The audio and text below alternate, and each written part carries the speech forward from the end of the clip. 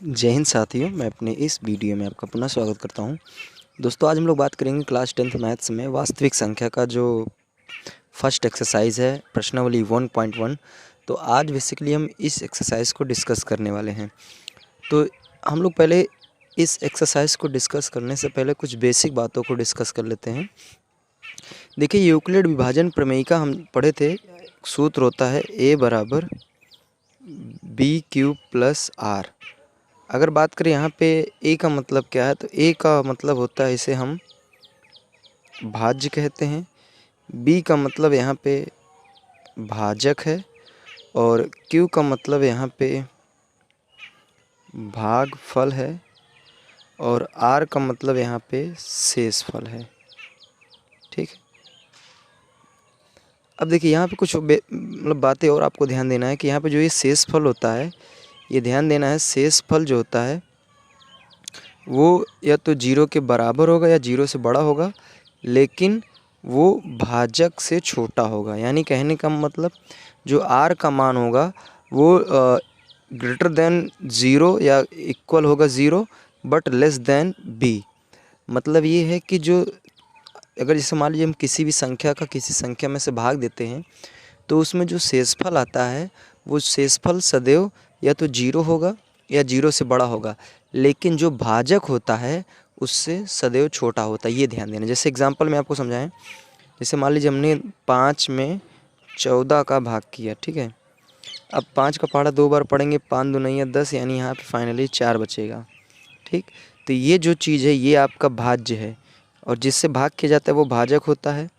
ये भागफल है और ये क्या है, ये शेषफल है। ठीक। अब सुनिए, यहाँ पे जो शेषफल है ये या तो 0 आ सकता है या तो 0 से बड़ा आएगा, लेकिन जो भाजक होता है उससे सदैव छोटा आएगा। अगर जैसे मान लीजिए यहाँ पे मैं अगर 15 ले लूँ, तो 5 से फिर भाग करते हैं तो 5 तिहाई 15 और यहाँ पे शेषफल कितना आ रहा है, 0 आ रहा है। तो मतलब ये आपको ध्यान देना है, कभी भी शेषफल अगर आप किसी भी संख्या में भाग देंगे तो कभी भी शेषफल भाजक के बराबर आ ही नहीं सकता। या तो 0 आएगा या तो 0 से बड़ा रहेगा, लेकिन भाजक से सदैव छोटा आएगा। ये ध्यान देना है। तो उम्मीद करूँगा ये बात समझ में गई होगी। अगर इसे मान लीजिए हमने कहा कि हम किसी भी संख्या में 5 से भाग कर रहे हैं, तो उसके शेषफल मतलब कौन कौन हो सकते हैं। तो उसका शेषफल 0 आ सकता है, 1 आ सकता है, 2 आ सकता है, 3 आ सकता है, 4 आ सकता है, लेकिन 5 नहीं आएगा। अगर मान लीजिए हम किसी संख्या में 3 से भाग कर रहे हैं, तो उसका जो शेषफल आएगा 0 हो सकता है, 1 हो सकता है, 2 हो सकता है। मतलब यही शेषफल उसके आ सकते हैं, अदरवाइज कोई शेषफल नहीं आ सकता। ये ध्यान देना है। अब आइए हम लोग कुछ और बेसिक बात करते हैं। जैसे मान लीजिए कोई भी संख्या है, अगर हम उस संख्या में सम संख्या का गुणा करते हैं, अगर उस संख्या में हम कोई भी संख्या अगर उसमें हम सम का गुणा करते हैं, तो ध्यान देना है वो सदैव सम प्राप्त होता है। ये चीज़ ध्यान देना है। और अगर हम सम संख्या में सम संख्या जोड़ेंगे तो हमें सम संख्या प्राप्त होगी, और अगर हम विषम संख्या में विषम संख्या जोड़ेंगे तब भी हमें सम संख्या ही प्राप्त होगी। और अगर हम या तो हम सम में विषम जोड़ें या विषम में अगर हम सम जोड़ेंगे तो हमें विषम संख्या प्राप्त होगी। ये ध्यान देना है। तो ये कुछ बेसिक बातें हैं इस एक्सरसाइज के लिए, क्योंकि अगर हम बेसिक बातों को जाने रहेंगे तो इस एक्सरसाइज में हमें कोई भी दिक्कत आने वाली नहीं है।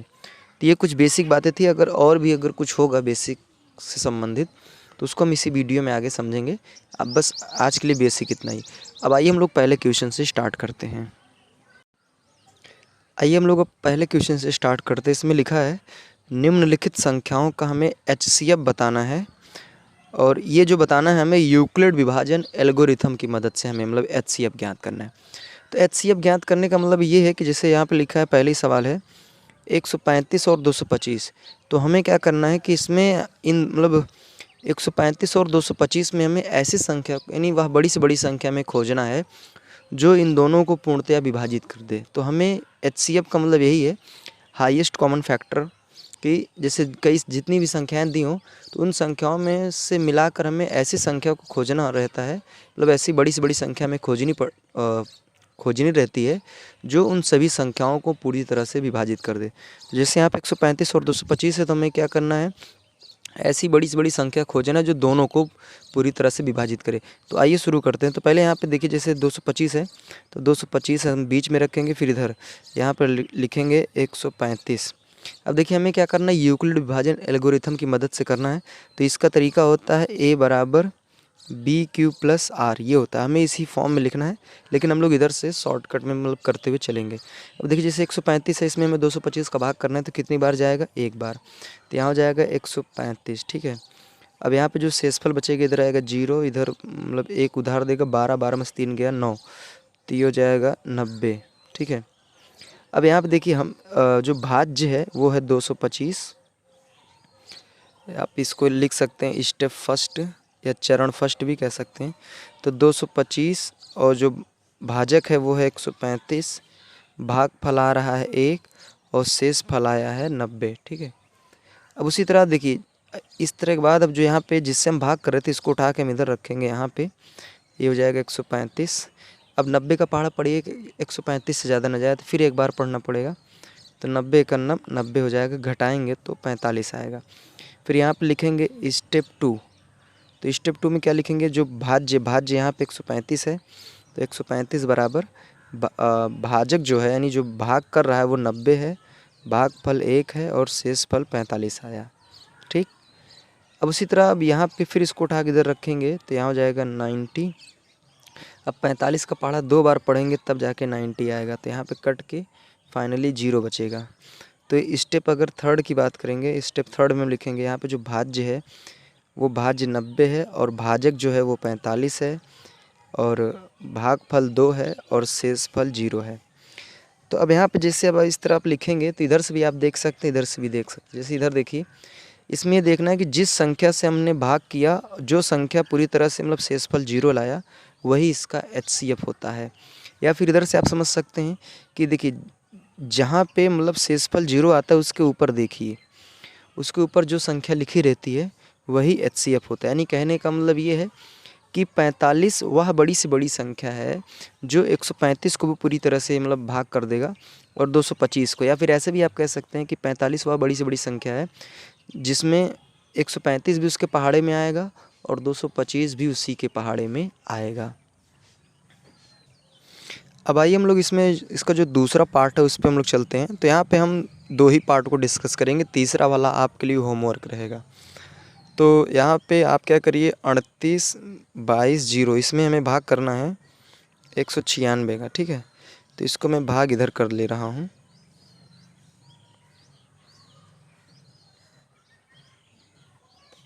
चलिए, तो यहाँ पे 3 संख्या था, हमें यहाँ पे 3 संख्या लेना है। तो यहाँ पे 196 है और ये 382 है। तो हम देखते हैं, तो अगर हम 196 का 2 बार पहाड़ा पढ़ेंगे तो ज़्यादा जा रहा है और हम एक ही बार पढ़ेंगे। तो यहाँ पे 196 का 196 होगा और घटाएंगे तो ये इधर उधार देगा, 12 में से 6 गया 6 आएगा, इधर बचेगा 7, एक उधार पाएगा 17, 17 में से 9 जाएगा 8 और यहाँ पे बचेगा 186। अभी आप ये मत उतार दीजिएगा, यहाँ पे भी बहुत से लोग बचे हैं। तो यहाँ पे 3 संख्या हो गई, अभी इस संख्या को उतारेंगे। तो अब 196 का पहाड़ा पढ़िए कि 1862 से ज़्यादा ना जाए। तो हम अगर 196 में अगर 196 का 9 बार पहाड़ा पढ़ेंगे तो आएगा 1764, ठीक है। अब इसको फिर घटाएंगे तो इधर ये 12 में से 4 जाएगा, 8 बचेगा, फिर 15 में से 6 जाएगा, 9 बचेगा, इधर बचेगा 7 यानी 98 बचा, ठीक है। अब इधर यहाँ पे 0 ये बचा है, इस 0 को भी उतार लेंगे। अब 196 का पहाड़ा पढ़ेंगे कि 980 से ज़्यादा ना जाए। तो 196 का पहाड़ा अगर हम 5 बार पढ़ते हैं तो ये पूरी तरह से 980 ही आ रहा है और ये पूरी तरह से कट के क्या हो जाएगा 0। तो यहाँ पे हमने ये देखा कि जो 196 है यही क्या कर रहा है, इसको पूरी तरह से 0 बना दिया। तो इसका जो HCF आएगा वो 196 आएगा। इसको अगर आप लिखना चाहते हैं तो लिख सकते हैं। इसमें जो भाज्य है वो है 38, 22, 0 बराबर, और यहाँ पे भाजक है 196 गुणे भागफल है 195 प्लस शेष फल आया 0। अब इसमें देखिए भाजक यानी कौन ऐसा बंदा है जो भाग कर दिया, पूरी तरह जीरो लाया, तो वो 196 है। तो इसका आंसर हो जाएगा 196। तो उम्मीद करूँगा दोस्तों ये पहले क्वेश्चन के पहले क्वेश्चन के 2 पार्ट थे, हालांकि 3 पार्ट हैं, 2 पार्ट हमने डिस्कस किए, एक पार्ट आपके लिए होमवर्क रहेगा। तो ये उम्मीद करूँगा दोनों समझ में आए होंगे। अब आइए हम लोग दूसरे क्वेश्चन की ओर चलते हैं। आइए हम लोग दूसरे क्वेश्चन की ओर चलते हैं। इसमें कह रहा है कि दर्शाइए कि कोई भी धनात्मक विषम पूर्णांक 6 क्यूब प्लस 1, 6 क्यूब प्लस 3 या 6 क्यूब प्लस 5 के रूप में होता है, और जहाँ पे क्यू कोई पूर्णांक संख्या है। तो आपको ये ध्यान देना है, यहाँ पे अगर इस तरह की सवालें आती हैं तो इसके लिए बहुत ही आसान तरीका है। आप क्या करिए, जैसे यहाँ पे लिखा है 6 क्यूब प्लस 1 और 6 क्यूब प्लस 3, 6 क्यूब प्लस 5, 3 लोग हैं, हमें क्या करना है, इसी ग्रुप में व्यक्त करना है। तो हम क्या करेंगे, इसकी तुलना करेंगे a बराबर बी क्यूब प्लस आर से। तो अगर हम इसकी तुलना करेंगे तो यहाँ पे देखेंगे b की जगह कौन है, तो b की जगह दिया है 6, और यहाँ पे जो b है यही भाजक है। तो अगर भाजक मान लीजिए 6 है, तो इसका जो शेषफल होगा यानी r का जो मान होगा वो तो 0 हो सकता है, 1 हो सकता है, 2 हो सकता है, 3 हो सकता है, 4 हो सकता है और 5 हो सकता है, ये ध्यान देना है। तो इसके इतने शेषफल हो सकते हैं। अब आपको करना क्या है, इसमें सवाल में ये कहा जा रहा है कि दर्शाइए कि धनात्मक विषम पूर्णांक जो होते हैं वो 6 क्यूब प्लस 1 और ये इस रूप के होते हैं। तो शुरू करते हैं। तो पहले यहाँ पर लिखेंगे, हमको क्या करना है, लिखेंगे r बराबर, पहले लिखेंगे 0। तो जब r बराबर 0 लिखेंगे तो ये सूत्र होता है a बराबर बी क्यूब प्लस आर। तो यहाँ पे a बराबर r का मान जब 0 रखेंगे तो जाएगा बी क्यूब प्लस 0, और a बराबर हो जाएगा, यहाँ पे b का मान जो है, सॉरी यहाँ पे b का मान 6 रखेंगे तो यहाँ हो जाएगा 6 क्यू। अब देखिए जैसे ये 6 एक सम संख्या है, और सम संख्या में किसी हमने बताया था कि अगर किसी भी संख्या में अगर सम संख्या गुणा होता है तो वो सम संख्या आती है, तो ये सम होगा। अब r बराबर हम रखेंगे 1, तो 1 रखेंगे तो यहाँ हो जाएगा a बराबर b का मान 6 है, 6 क्यू प्लस 1। अब देखिए ये जो भी मैंने बताया 6 क्यू एक सम संख्या, अगर सम संख्या में विषम संख्या जुड़ती है तो हमने बताया है कि वो विषम आता है, ठीक। अब r बराबर हम रखेंगे 3, सॉरी 3 क्यों रखेंगे, 2 पहले रखेंगे। तो a बराबर b का मान 6 है, 6 क्यू प्लस r का मान 2। अब देखिए जब सम संख्या में सम संख्या जोड़ी जाती है तो वो सम संख्या आती है। अब उसी तरह रखेंगे r बराबर 3, तो जब r बराबर 3 रखेंगे तो हो जाएगा a बराबर b का मान 6 है, 6 क्यू प्लस r का मान 3, ठीक है। अब देखिए सम संख्या में विषम संख्या जोड़ेंगे तो विषम संख्या मिलेगा, विषम संख्या, ठीक। r बराबर अब 4 रखते हैं, तो 4 रखेंगे तो यहाँ हो जाएगा a बराबर 6 क्यू प्लस 4। अब ये सम संख्या में सम संख्या जोड़ रहे हैं तो सम संख्या मिलेगी। उसी तरह अगर हम अब r बराबर 5 रखेंगे तो ये हो जाएगा a बराबर 6 क्यू प्लस r का मान 5 रखते हैं, सम संख्या में विषम संख्या जोड़ा है तो विषम मिला है। तो अब जो मुद्दा है उसको आइए समझते हैं। मुद्दा ये है कि कह रहा है कि दर्शाइए कि क्या धनात्मक विषम पूर्णांक 6 Q plus 1, 6 Q plus 3, 6 Q plus 5 के रूप का होता है, ये हमें दर्शाना है। तो हमने यहाँ पे दर्शाया, देखिए यहाँ पे जैसे ये पहला ये सम है, दूसरा विषम है, फिर तीसरा सम है, विषम सम विषम। तो अगर बात करें विषम में, तो विषम में आप देख पा रहे होंगे विषम में कौन कौन है। तो विषम में है 6 क्यू प्लस 1, 6 क्यू प्लस 3 और 6 क्यू प्लस 5, यही लोग हैं जो विषम में। तो हमें यही क्या करना था, दर्शाना था, जो हमने दर्शा दिया। तो उम्मीद करूँगा दोस्तों ये क्वेश्चन आपको समझ में आ गया होगा। आइए अब हम लोग तीसरे क्वेश्चन की ओर चलते हैं। इसमें कहा जा रहा है कि किसी परेड में 616 सदस्यों वाली एक सेना की टुकड़ी को 22 सदस्यों वाले एक आर्मी बैंड के पीछे मार्च करना है। दोनों समूहों को समान संख्या वाले स्तंभों में मार्च करना है। उन स्तंभों की अधिकतम संख्या क्या होगी जिसमें वे मार्च कर सकते हैं। तो यहाँ पे बोल दिया अधिकतम संख्या क्या होगी, तो सीधा सीधा कहने का मतलब है कि इसमें HCF आपको बताना है। तो हम क्या करेंगे, 616 में हम HCF निकालेंगे 32 से। तो यहाँ पे देखिए 2 संख्या, तो यहाँ 2 अंक है, तो यहाँ इधर भी 2 अंक लेंगे। अब 32 का पढ़ा 2 बार पढ़ेंगे 64 हो जाएगा, तो एक ही बार ले चलते हैं। तो 32 का नम 32, अब घटाएंगे तो यहाँ हो जाएगा 11 में से 2 जाएगा 9 आएगा, इधर बचेगा 5, 5 में से 3 गया 2, 29 आएगा। अब इस 6 को क्या करेंगे, आसानी से हम लोग उतार लेंगे। अब 32 का पहाड़ हम कितनी बार पढ़ें ताकि 296 आ जाए। तो यहाँ पे 32 का पहाड़ा पढ़ने से 296 नहीं आएगा। 32 का पहाड़ा अगर 9 बार पढ़ेंगे तो 288 आएगा। ठीक, तो घटाएंगे तो यहाँ पे फाइनली 8 बचेगा। ठीक, अब इसके आगे कोई संख्या नहीं है तो इस 32 को उठा के यहाँ बगल में रखेंगे। अब 8 का पहाड़ा पढ़ते हैं कि 32 ज़्यादा ना जाए, तो 8 चौ 32 यानी पूरा पूरा कट गया। तो यहाँ पे हमने देखा कि 8 एक ऐसी संख्या है जो मतलब शेषफल ला दी, शेषफल 0 ला दी। तो जो शेषफल 0 लाता है वही होता है, उस मतलब वही HCF होता है।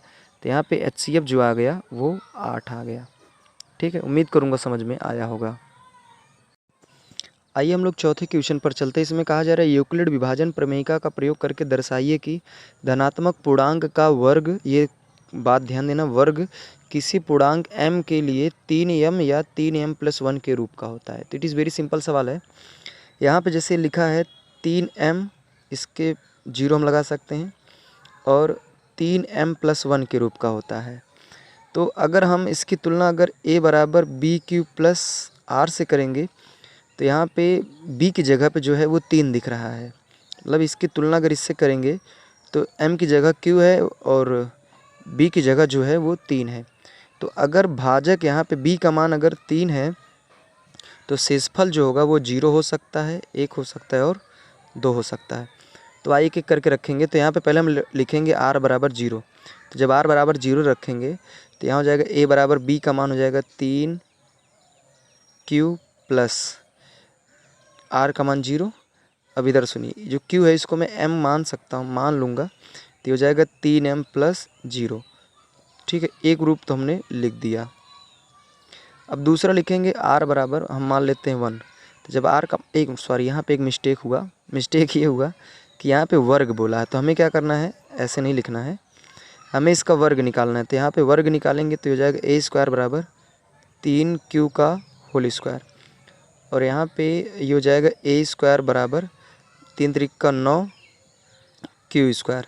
और 9 को मैं नौ को लिख सकते हैं यहाँ हो जाएगा a² बराबर 3 × 3 q²।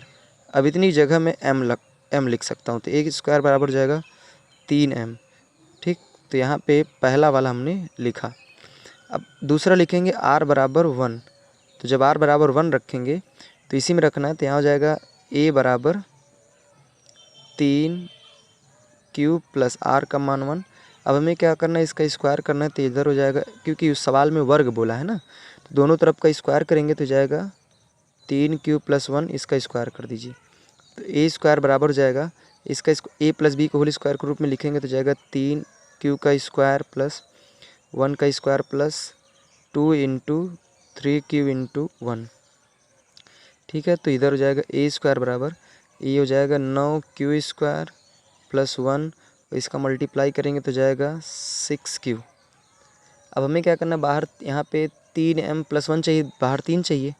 तो a² बराबर अगर हम 3 कॉमन कर लेंगे तो इधर बचेगा 3q²। यहाँ पे जो 1 है इसको साइड में रख लेते हैं, और इधर प्लस 6q में अगर 3 कॉमन करेंगे तो जाएगा 2q, और ये +1 साइड में कर लेते हैं। अब देखिए इतनी जगह मैं m मान सकता हूँ, तो यहाँ लिख सकता हूँ a² बराबर 3, इतने जगह m मान लिया और +1। तो हमने क्या किया, देखिए इस रूप में लिख दिया। तो उम्मीद करूँगा ये चौथा भी क्वेश्चन आपको समझ में आ गया होगा। आइए अब हम लोग 5वें क्वेश्चन की ओर चलते हैं, और इस एक्सरसाइज का ये लास्ट क्वेश्चन होगा। इसमें कहा जा रहा है यूक्लिड विभाजन प्रमेयिका का प्रयोग करके दर्शाइए कि धनात्मक पूर्णांक का घन, ये ध्यान देना, ये शब्द धनात्मक पूर्णांक का घन 9m+1 या 9m+8 के रूप का होता है। तो जो सवाल नंबर अभी हमने देखा 2, और ये चौथी और ये 5वीं सवाल, ये एग्ज़ाम के लिए बेहद इंपॉर्टेंट होती हैं। ऐसे सवालें एग्ज़ाम में ज़्यादातर पूछी जाती हैं, तो ऐसे सवालों के लिए तैयार रहना है। यहाँ पे अगर हम a बराबर b³ प्लस अगर r से अगर तुलना करेंगे तो b की जगह पे यहाँ पे 9 दिख रहा है, तो b की जगह पे 9 दिख रहा है, तो हम यहाँ पे कह सकते हैं कि जो इसका शेषफल होगा वो 0 से लेके 8 के बीच का होगा। ठीक, ये ध्यान देना है। अब हम करेंगे क्या, तो पहले एक बार हम रखेंगे r बराबर 0। तो जब r बराबर 0 रखेंगे यहाँ पे, तो a बराबर b का मान हो जाएगा 9, q r का मान 0 रखेंगे। अब हमें क्या करना है, इसका घन करना है, तो इधर हो जाएगा a क्यूब बराबर, ये तो 0 हो गया, हटा ही दीजिए, ये हो जाएगा 9q का क्यूब। इधर हो जाएगा a क्यूब बराबर, तो हो जाएगा 9 गुणे 9 गुणे 9 3 बार इंटू क्यू की घाते 3। तो हमें यहाँ पे 9 चाहिए, तो a क्यूब बराबर हो जाएगा 9, 9 9 81, 81 क्यू क्यूब। इसकी जगह मैं m मान लूँगा, तो हो जाएगा a क्यूब बराबर 9m। तो यहाँ पे हमने पहला वाला जो था वो लिख दिया। उसी तरह जब हम r बराबर रखेंगे 1, इसी सूत्र में रखेंगे a बराबर b क्यूब प्लस r में, तो a बराबर हो जाएगा, मतलब b की जगह 9 दिया तो 9 क्यूब प्लस r का मान दिया है 1, तो इस 1 हो जाएगा। अब इसका हम क्यूब कर देंगे तो जाएगा a क्यूब बराबर हो जाएगा 9 क्यूब प्लस 1 का क्यूब। ठीक है, अब हम करेंगे क्या, यहाँ पे a प्लस बी के होल क्यूब का फार्मूला लिखेंगे, तो ये हो जाएगा a क्यूब बराबर, देखिए यहाँ हो जाएगा 9 क्यूब, देखिए आप सूत्र अगर नहीं जानते तो जान लीजिए, a प्लस बी का होल क्यूब का सूत्र होता है a cube plus B cube plus 3ab कोष्टक में a प्लस बी। ठीक है, तो यहाँ पे जाएगा a cube plus B cube का मतलब हो जाएगा 1 का क्यूब प्लस 3ab, 3a का मान दिया है 9 क्यूब इंटू बी का मान दिया है 1, और यहाँ हो जाएगा 9 क्यूब प्लस 1। ठीक है, फिर इसके बाद हो जाएगा a क्यूब बराबर, इसको मैं इस 1 को उधर साइड में कर लेते हैं, बाकी सबको इधर कर लेते हैं, तो 9 क्यूब को लिख सकते हैं 9 गुणे 9 गुणे 9, इसका गुणा बाद में करेंगे। फिर इसके बाद हो जाएगा क्यू क्यूब, फिर इधर देखिए ये 3 9 27, इसको भी रहने देते हैं, गुणा नहीं करेंगे, 3 गुणे 9 क्यू, और ये बचा रहेगा 9 क्यू प्लस 1, और ये 1 इधर आ जाएगा। ठीक है, अब इधर जाएगा a क्यूब बराबर, अब इनमें क्या करना है, इनमें हमें 9 कॉमन लेना है, तो 9 जब कॉमन लेंगे तो इधर हो जाएगा 9 9 81 क्यू के घाते 3। ठीक है, फिर यहाँ पे भी 9 कॉमन हो जाएगा, तो इधर बचेगा 3 क्यू, फिर 9 क्यू प्लस 1, और प्लस में इधर लास्ट में ये वाला 1 बचेगा। इतने की जगह हम मान लेंगे m, इतने की जगह हम मानेंगे m, तो यहाँ हो जाएगा a क्यूब बराबर 9m, और ये प्लस का 1 बचेगा। तो हमने देखिए इस रूप में भी लिख दिया। अब उसी तरह आपको करना क्या है, अब r बराबर 2 रखिएगा, तो जब r बराबर 2 रखेंगे तो इस फिर क्यूब करेंगे, तो यहाँ पे 8 आएगा, 8 को साइड में रख दीजिएगा, फिर वही हल करिएगा, फिर जो बचेगा उनको m मान लीजिएगा, तो इस रूप में आ जाएगा। तो उम्मीद करूँगा दोस्तों ये जो एक्सरसाइज थी 1.1 लगभग इस मतलब सारे क्वेश्चन तो हमने डिस्कस किया है, ये उम्मीद करूँगा आपको सारे क्वेश्चन अच्छे से समझ में आए होंगे। अब दोस्तों दीजिए इजाज़त, इसी तरह मिलेंगे हम लोग अब अगले एक्सरसाइज में, तब तक के लिए जय हिंद, वंदे मातरम।